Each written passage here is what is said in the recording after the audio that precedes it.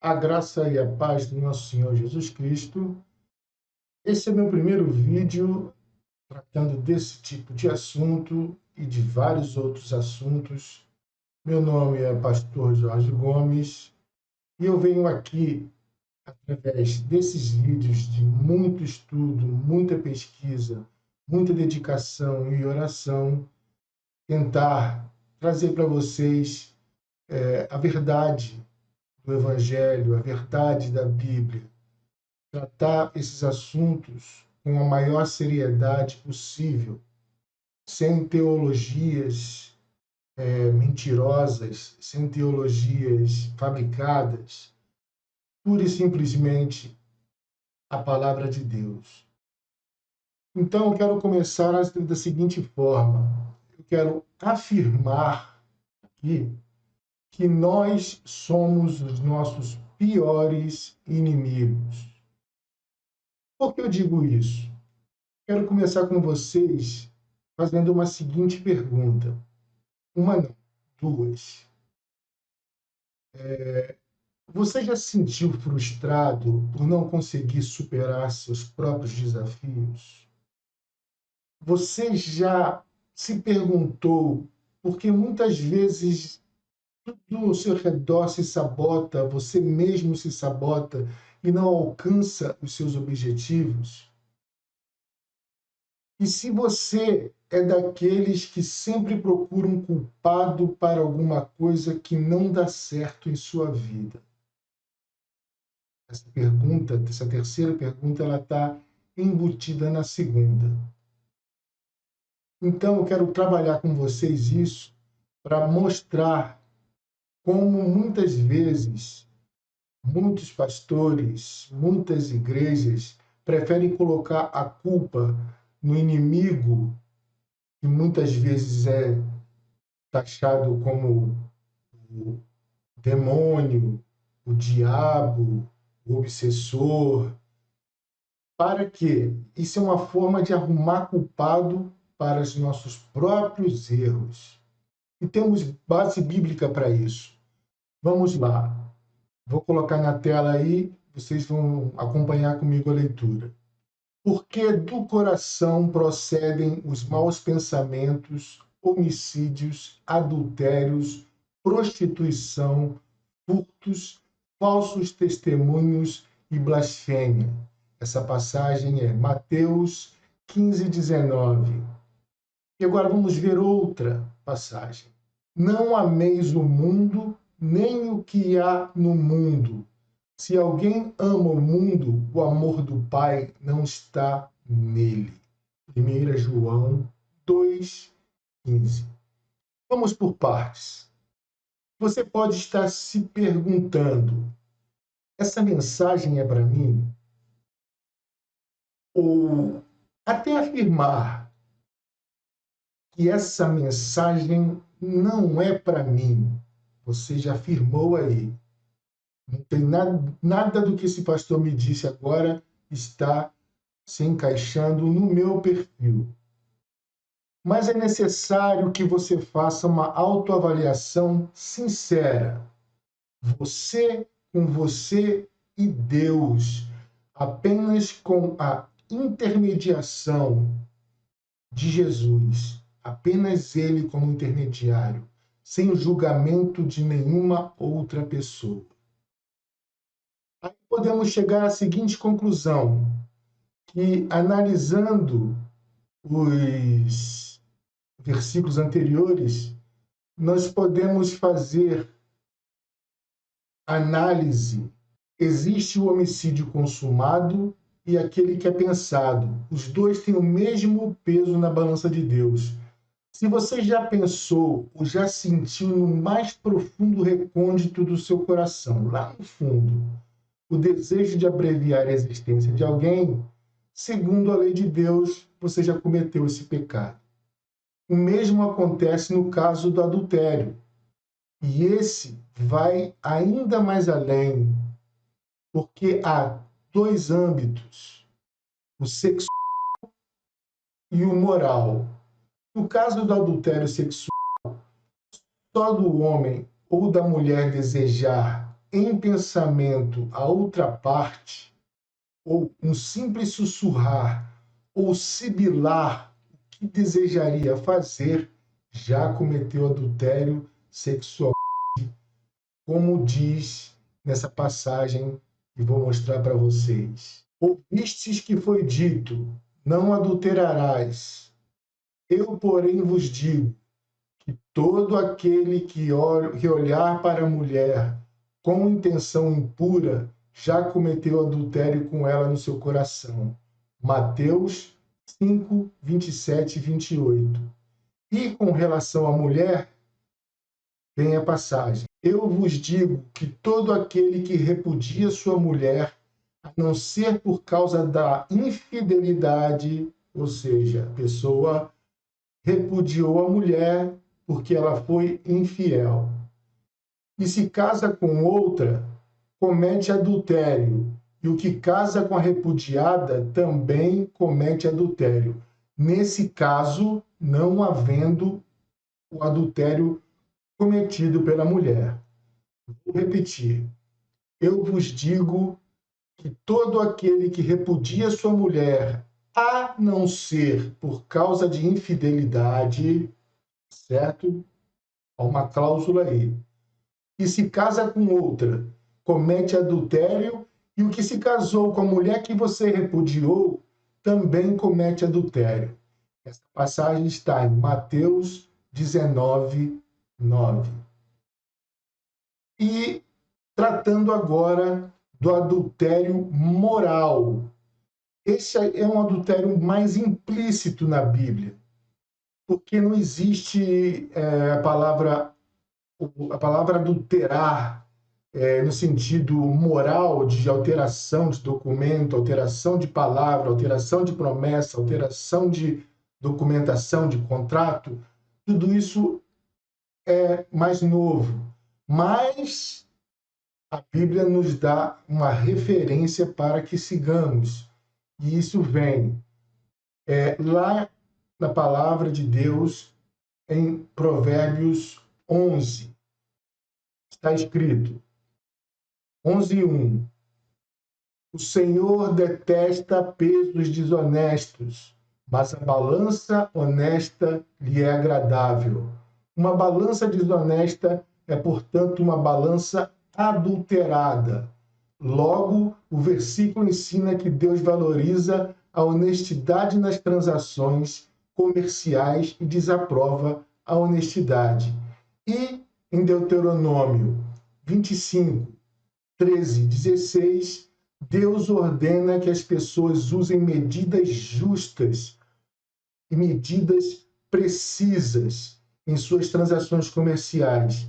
Ou seja, nenhum instrumento de pesagem ou medida que sejam adulterados em Levítico será permitido, segundo a palavra de Deus.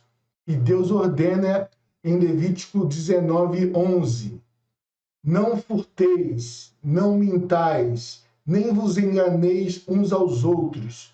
Esse versículo ensina que a honestidade e a integridade são importantes em todas as áreas da vida, incluindo transações comerciais e contratuais que podem ser adulteradas de diversas maneiras, nas quais envolve a confiança um do outro.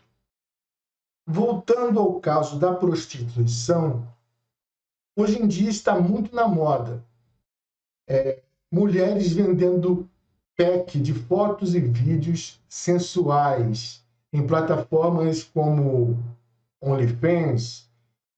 Existem outras, mas essa é que é uma das mais famosas. E isso sim também é prostituição, porque vai induzir os homens à prática de quê? De mais. E o que estará nos olhos e na mente desses homens é o corpo da mulher que vendeu a imagem de seu corpo e suas partes íntimas. Para corroborar isso, em 1 Coríntios 6, de 15 a 16, está escrito: não sabeis vós que vossos corpos são membros de Cristo? Tomarei, pois, os membros de Cristo e os farei membros de uma meretriz? De modo nenhum. Ou não sabeis que o que se une com uma meretriz faz somente um corpo com ela? Pois, porque, como foi dito, os dois serão uma só carne.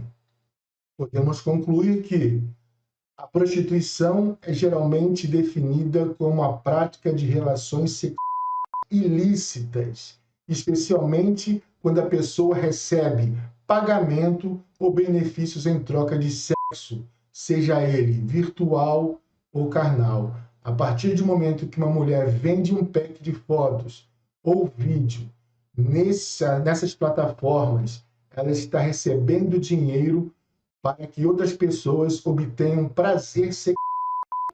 Logo, isso é prostituição. Aí voltamos às perguntas que nós vemos falado.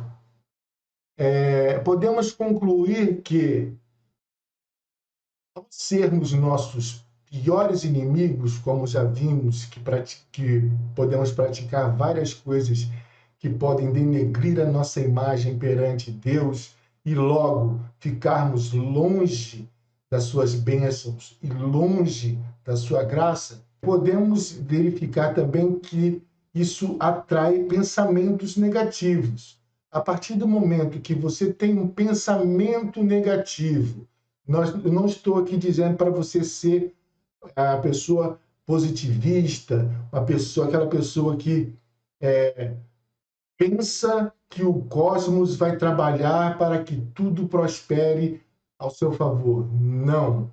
Simplesmente você pode dizer algo que te ponha para baixo, uma coisa que te deixe mais fraco, mais vulnerável.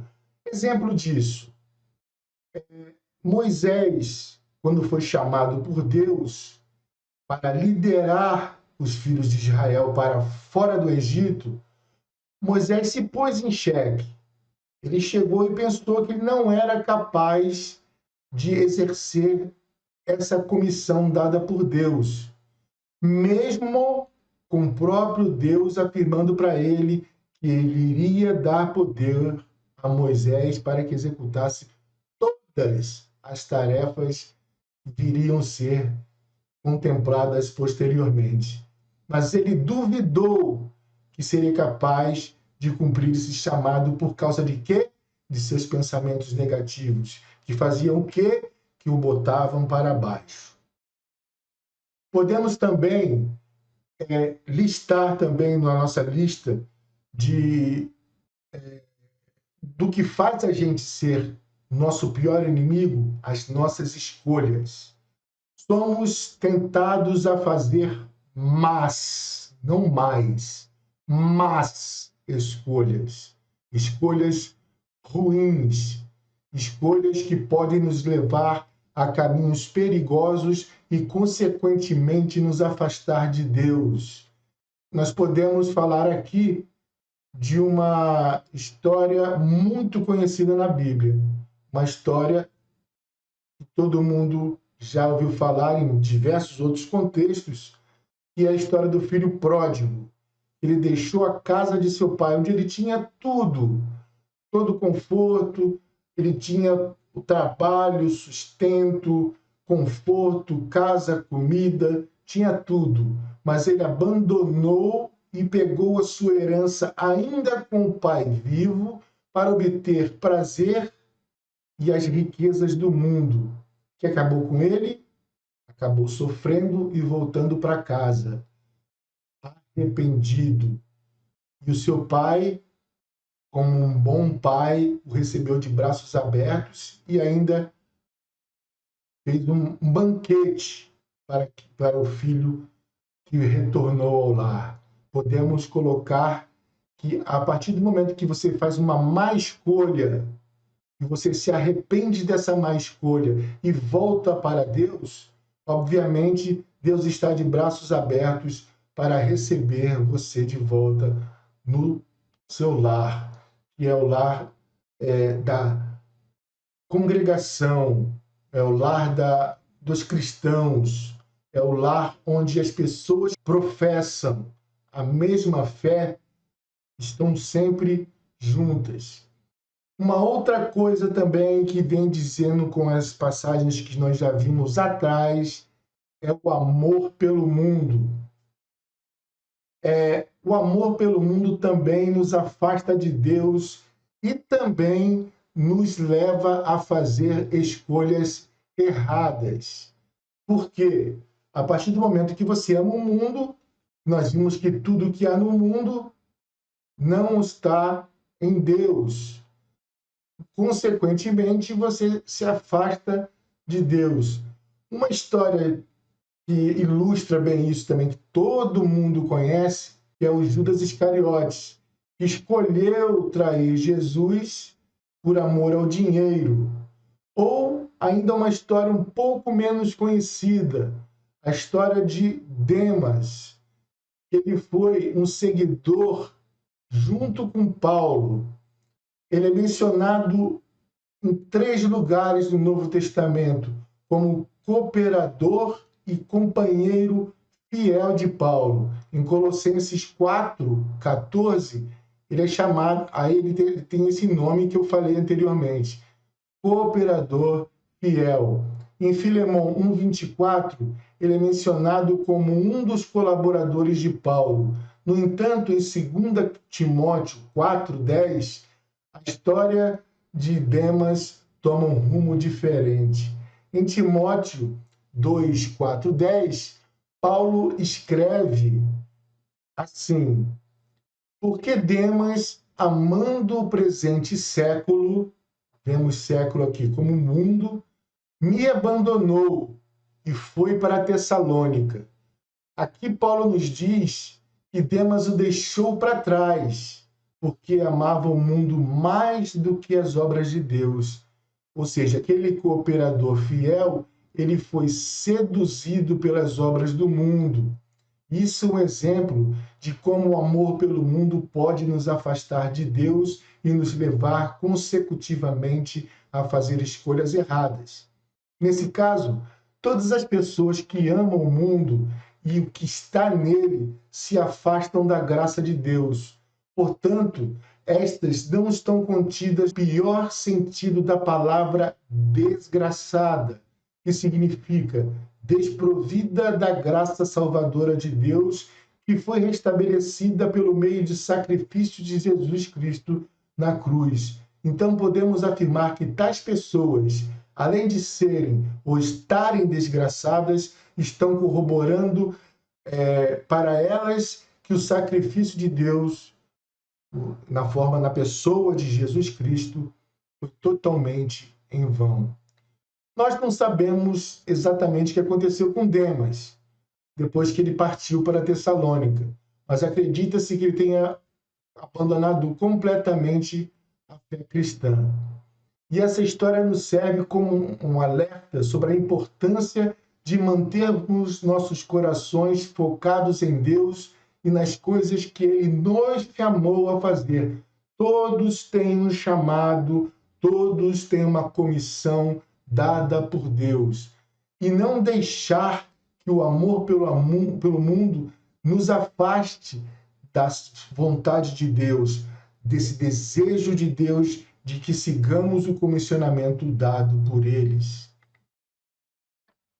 Portanto, meus amigos, para concluirmos essa mensagem de hoje, nós podemos afirmar que, certamente, apesar de nossas fraquezas e falhas, Deus está sempre conosco e nos ajuda a superar nossos desafios mediante o sacrifício de nosso Senhor Jesus Cristo, que por meio dele estabeleceu a paz com Deus e abrandou a sua ira àqueles que buscam de todo o coração e de todo o entendimento.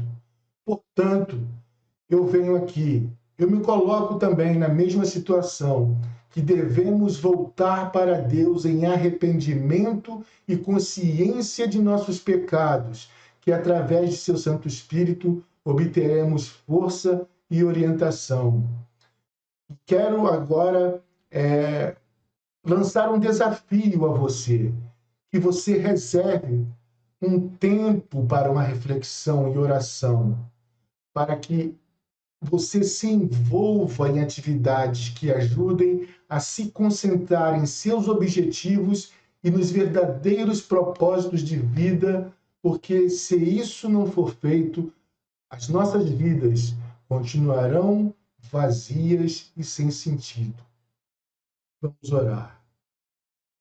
Querido Deus Pai Todo-Poderoso, que sua graça e a sua paz sempre nos sustente e que possamos, Pai, tomar como exemplo essa mensagem que foi dada hoje para nós, que possamos, através de seu Santo Espírito, poder seguir sempre adiante e que o Senhor possa, através da atuação do Espírito Santo em nossas vidas, fazer com que tenhamos entendimento de qual seja o nosso chamamento, a nossa vocação e o nosso propósito de vida, para que nós não venhamos cair ou desviar dos caminhos corretos que tu tem traçado para todos nós. Essa é a minha oração, o meu desejo para todos nós, pela graça e pelo nome do nosso Senhor Jesus Cristo. Amém. Meus amigos, essa foi a minha primeira mensagem nesse canal e pretendo trazer muitas outras reflexões, muitas outras passagens, pensamentos e quero contar com a presença de vocês.